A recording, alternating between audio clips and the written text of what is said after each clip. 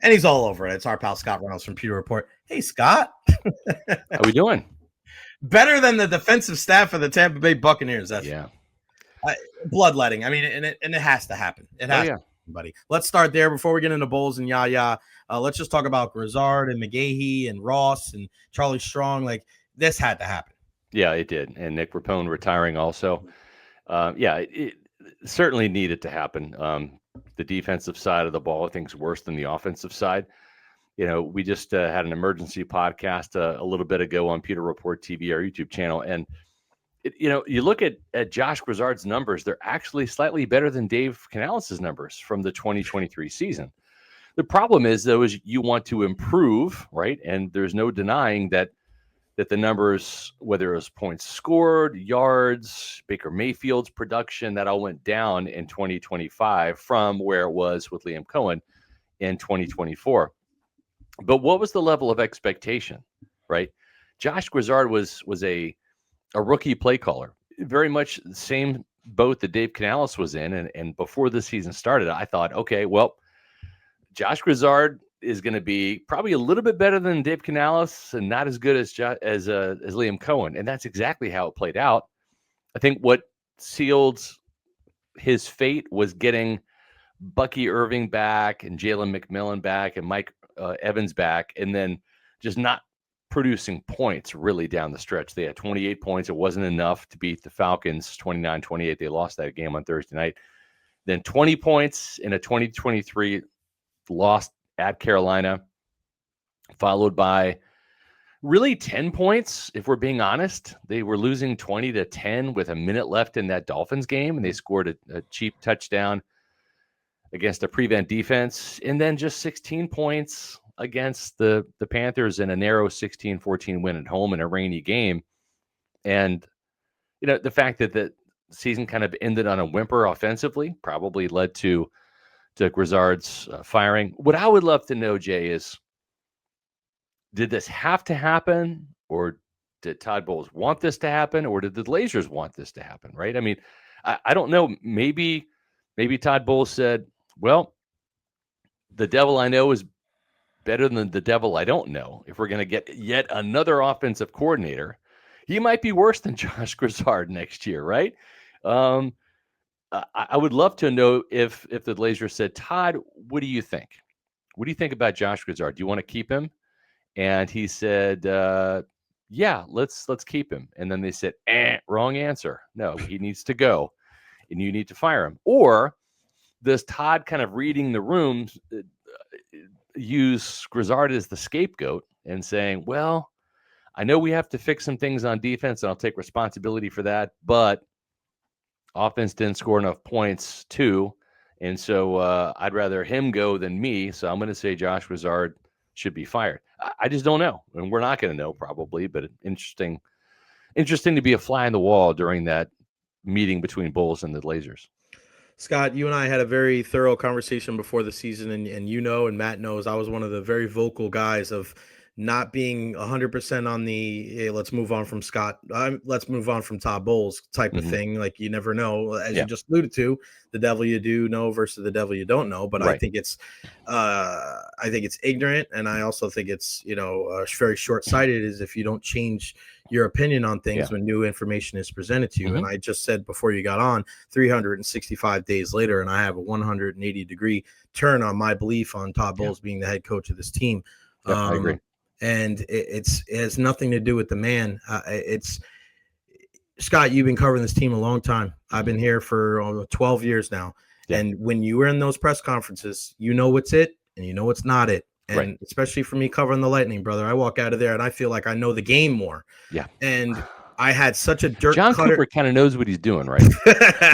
And you know what? But he 1,000 games later, But Scott, and I wish the coaches, and I know you have a pretty, you've done such a great job, and I implore everybody to go to Pewter Report TV and the discussions with Bruce Arians and all the different coaches, including a guy like John Gruden over the years. Some great stuff. John Cooper does a great job of kind of talking us to the side at times too, and you just see the insight. You see where the rationale, you see where the thinking, even when things aren't going well. Yeah. But I walk out of the press conference the other day, brother, and I feel like it's another Dirk Cutter. I feel like it's another Byron Leftwich, where it's like, I'm not really buying that. And I'm not an overly pessimistic person. And I asked the question about Thomas McGahee, and I thought I asked it in a nice way For sure. of like, why isn't it so easy to just say fire the who would you put there? I'm like, listen, bro.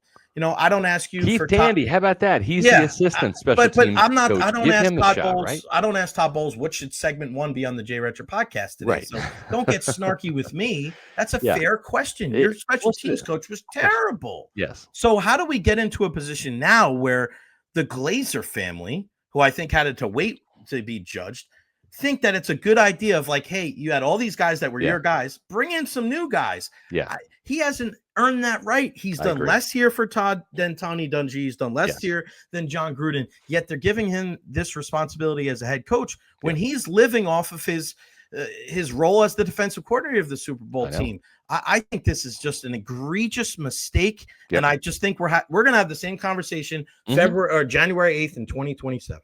Yep. And the thing too is like you can sit there and say, okay, well, and there's two ways they can go with an offensive coordinator, right? We'll jump in there real quick because that's going to kind of set the table for what I'm going to be talking about here. It's like, all right, you can go Todd Monken, you can go Mike McDaniel if you can hire one of those guys if they want to come here, right? We have to keep in mind this is kind of like Groundhog Day, right? Yeah, it is. In 2023, the Bucs couldn't find an offensive coordinator to save their life because Todd Bowles was coming off of his first season in Tampa Bay, 8-9, by the way, but he did win the division title, right? So you got the participation trophy, but 8-9, they had a playoff loss, an ugly loss to the Cowboys. Tom Brady had retired, so I get it. You had Kyle Trask, and nobody wanted that job. Todd Monken didn't want the job. He went with the Ravens instead. Dan Pitcher said, I'm going to stay with Joe Burrow and Zach Taylor in Cincinnati. So Dave Canales was the only guy that said, yeah, I'll take the job. Thanks for hiring me because I have no play calling experience, right? But he got the job because of that. Now, fast forward is a little bit of an easier sell. You have Baker Mayfield. That's a plus. You got Bucky Irving when you only had Rashad White back then. You have maybe Mike Evans. You have Chris Godwin. You have Emeka Buka, Jalen McMillan. You have more weapons to work with. You got a really good offensive line. It might be more of an attractive job. And maybe someone looks at it from a cutthroat / opportunistic sense and says, you know what?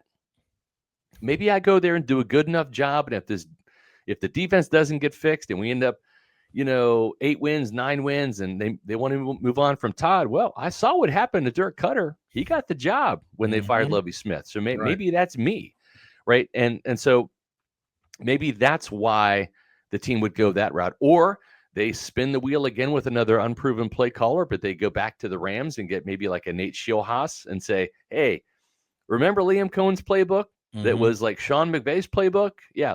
Can you run that rather than what Josh Grizzard was running last year? And maybe they do that again with an eye on, well, Nate Schilhaas is a guy that's got a lot of buzz as a future head coaching candidate. Let's grab him a year early and see what he can do with a year on the job. And maybe we make the switch there. But, I took no pleasure in doing it. I've been accused of being a Liam Cohen lover and all of this, but it's like, did a Pewter Pulse video on this the other day, Jay. We have to realize that the Glazers made a big mistake in letting Liam Cohen go out the door to Jacksonville, right? And it's not just because, but Todd Bowles at the time, he won his 3rd division title and he improved, from 9 wins to 10. It was all the offense. And they're not paying attention to that. They're looking through the 2024 season with rose-colored glasses on, pewter-colored glasses on. The offense was the superhero the entire 2024 season. Todd Bowles' defense was banged up and not good, right? And it didn't get much better with some new people and some healthier bodies in 2025. In some areas, it got worse. Sacks went down. Points allowed were up, right? But the thing is they made that mistake. Not only was Liam Cohen a really good play caller, he's proven to be an excellent coach. Remember, he took 0 assistants with him to Jacksonville. So he hired a brand new staff. He wasn't allowed to take anybody from Tampa Bay. So brand new staff with a downtrodden 4-win Jaguars team. He flips it from 4-13 to 13-4. We just celebrated 50 years of Buccaneer football? Jay, guess how many seasons the Buccaneers have won 13 games?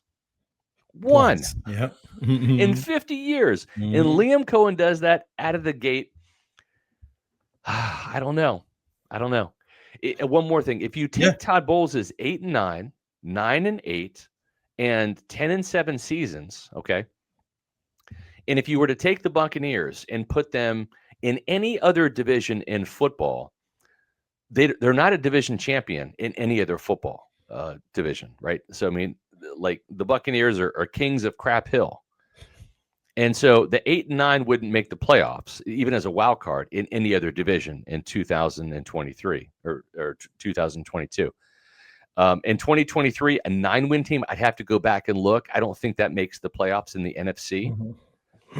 10 wins last year, I don't think makes the playoffs, right? Because you had a 15-2 division winner in Detroit, and then a 14-3, team in Minnesota. So I'm just saying, it's like, okay, so you won the division, you can hang the banners and all of this, and get your hats and T-shirts, but like you've done nothing in the postseason. And I don't know, I just don't understand the mediocrity that's being accepted right now. This is a coach with a 35-33 record, and I let me just say this: I love Todd Bowles. Great guy. Love him as a person, as a respected coach in this league. I think he does a lot of things right. And it's always, you even hear, coaches like John Cooper and Nick Saban talk about, process over results, right? We want to be a process over outcome driven program. That's fine. And this is what the coaches don't tell you, as long as the process leads to the favorite outcome and the favorite results, right? That's the winning, which is the winning. Yeah. Because without that, It doesn't matter. You can have a great process, but if it doesn't translate to wins, guess what? It's not a great process.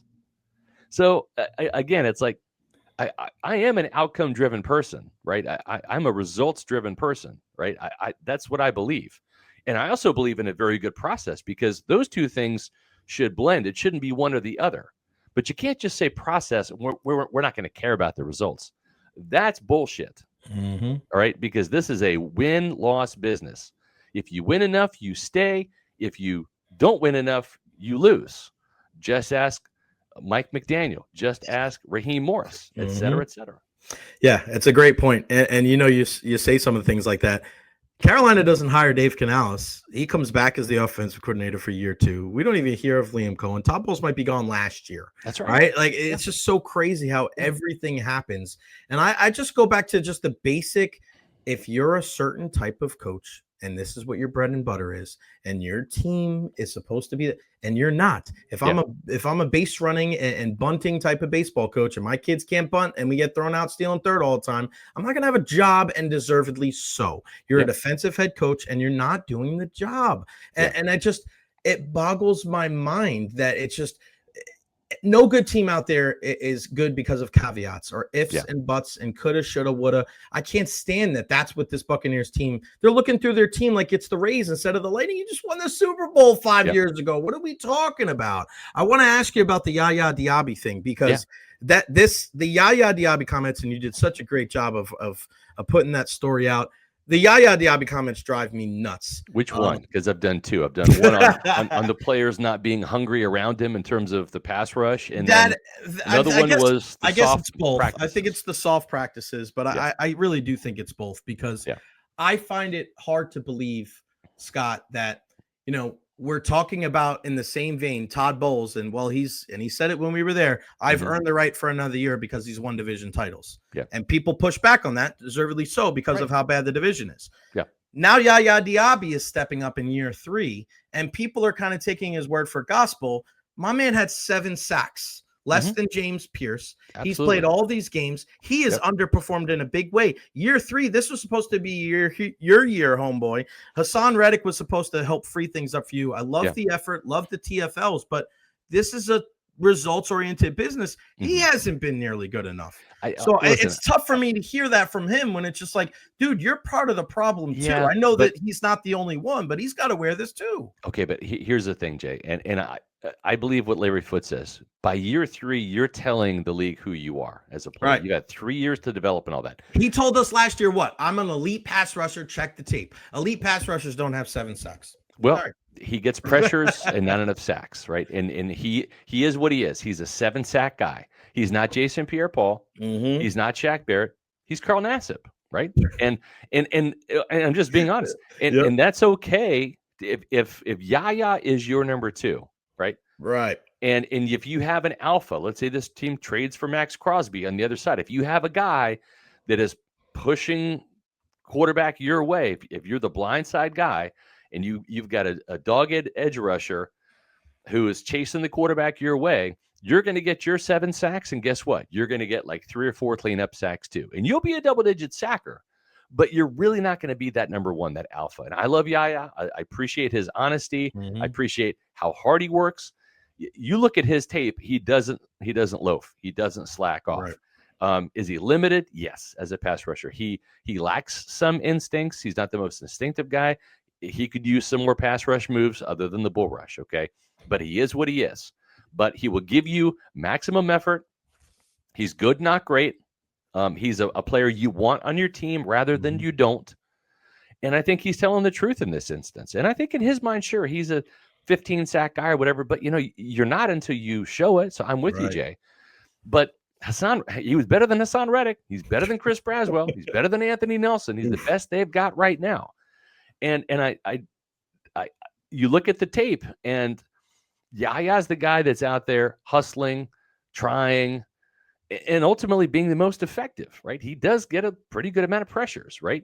And maybe if with his pressures, if you had another guy that could get close to the quarterback, and Hassan Reddick didn't, Chris Braswell didn't, if you had another guy on the other side of YaYa, you might be creating some cleanup sacks for the other guy, right? With all those pressures. So, Shaq and JPP worked incredibly well together, because if one guy didn't get you, the other guy would. And right now, this is a lopsided, team with one edge rusher that is a number 2 and maybe ideally a number 3, right, in your rotation. Right. You can do better than YaYa Diaby, but right now he is the best they've got, right? And now the Bucs can't. And without Kalijah Cansey in there too, that Yeah. really limited some effectiveness from him, because he's such a disruptive player. And you kind of saw that in 3 games. I hate to say it, stats are for losers, but the Bucs were actually 3-0 when Kalijah Cansey suited up this year, as crazy as that sounds. I know.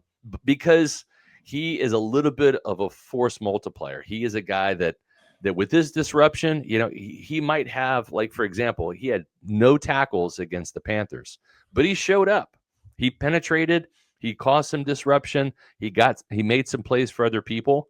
Wasn't a great game by Kalijah Cansey by any stretch of the imagination, but it's his first game back since week 2. What were you expecting, right?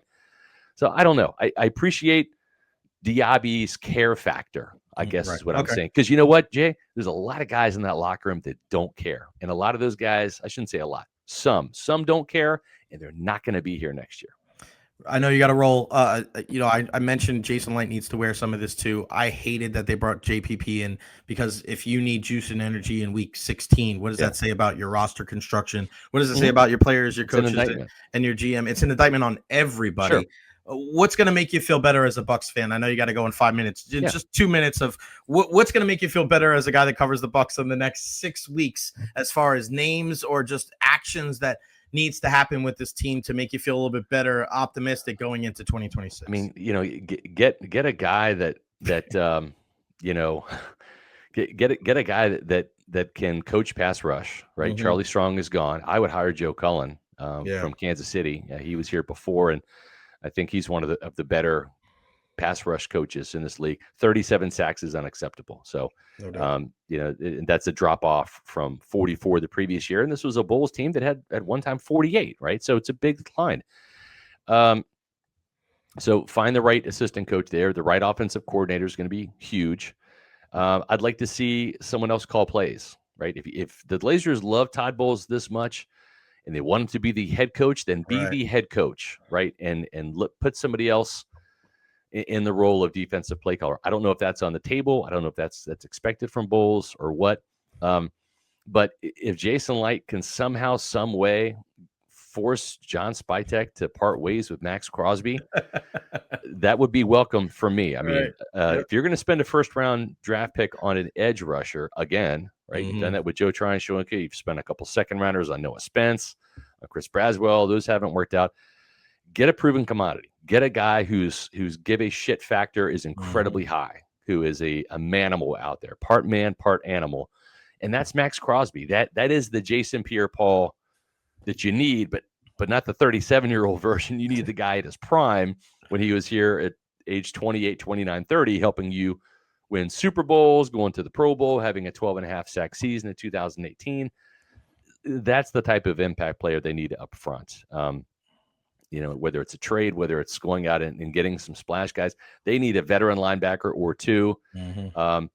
I've said this before to your point, and I love Jason Light. I'm supporting him. I think the overall body of work and track record speaks for itself. Right.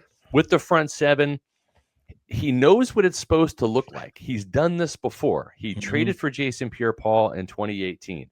He drafted Vita Vea in 2018. He did an unpopular move in some circles by switching out a very popular Gerald McCoy for Ndamukong Suh in 2019. That was the right move. Sure was. He also signed Shaq Barrett. So that's your Super Bowl front four right there that was chasing Patrick Mahomes around all day. Jason Light's fingerprints are all over that. He knows what it's supposed to look like. Has he strayed from that? Yeah. He's relied too much on the draft. And Joe Tryon-Shoyinka, Logan Hall, Chris Braswell, they have been clear misses, right? So he's got to get back to using free agency. He's got to get back to using trades and then keep swinging, right? This is a guy that his blind spot used to be running back, Jay. Yeah. Then he hits Rashad White. Then he gets Sean Tucker as an undrafted free agent, a priority guy. Then he hits on Bucky Irving. So sometimes you just need more bites at the apple, and then you understand what it tastes like, and you have the ability. And again, YaYa's not bad. He's just not an alpha. He's not a number one. And that's and you need a number one. You need a number one. You had Simeon Rice as your number one back in 2002. And guess what? You had a B guy on the other side. You had Greg Spires. That was a good 1-2 punch. Right. It was a little bit more high profile with Shaq and JPP in 2022. But you need that alpha, right? You need that alpha. And then you need at least a solid number two. And I think YaYa can be that solid number two. But we'll see. Rice, JPP, Shaq, none of those guys drafted by the Buccaneers. That's right. Jason Light's got to get better. Absolutely. No Pro Bowlers since Tristan Wirfs and Antoine Winfield Jr. Yeah, that's right. Got to get better. And that's the thing. And I've said it for months now. Yeah, he's drafted starters, but not stars, right? Servacio Dennis, technically starter. Cade Otton, technically starter. I mean, they're not stars. They're starters. They're role players, And those kind of guys, you need to upgrade. You can get by with them for a year because you only have 7 draft picks, right? You only have so much money to spend. So Rome wasn't built in a day. But those are the guys. Okay, was Servacio Dennis an upgrade over KJ Britt? Yes. Okay, but who's the upgrade over Servacio Dennis? You got to keep climbing. You got to keep replacing your guys. I mean, go back to when Gruden came in here in 2002. You looked at the roster, and this was a roster that lost and scored 3 points. Was it 31-3 in 2001? Tony Dungy's last game up in Philadelphia in the playoff loss. This was a roster that year that had Brad Johnson, Keyshawn Johnson, Mike Allstott, Simeon Rice, Warwick Dunn. Warwick Dunn. Simeon Rice, Derek Brooks, Warren Sapp, John Lynch, and Rondé Barber. Right. All of those stars went up there and they lost 31-3. Okay. So what happened the next year? They turned all of their D players into C players and their C players into B players. Little upgrades here and there, because if you have a bunch of A players like the Bucs did, they were Pewter Pro Bowlers at the time, and then some C and D players, good teams will target those C and D players, and those are the guys giving up touchdowns, or those are the guys that that are getting exploited on offense. Right, the Riedel Anthonys, guys like that. And so that's what Gruden did. He upgraded the roster and turned the C's into B's, got rid of the D's. It won the Super Bowl. And I think that's what the Buccaneers can do. I don't think they're a Super Bowl team next year, but if you can replace the Logan Halls, replace the Hassan Reddicks, replace the Cervasier Dennis, right? And get incremental upgrades here and there. You can do it. The Rams without Aaron Donald quickly turned it around from 2023 to 2024 and then this past year, right?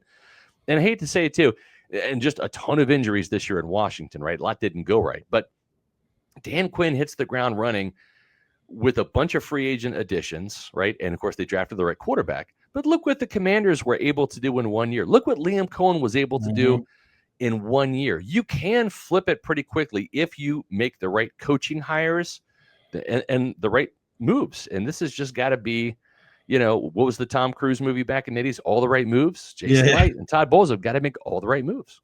You got all the right moves. If you're watching them on Pewter Report TV, pewterreport.com, Scott Reynolds, our guy on WFLA as well. Scott, always appreciate the time. And you're the best. I appreciate it, man. I appreciate you, Jay. Thanks, man. Looking forward to it. Thanks. All right, buddy.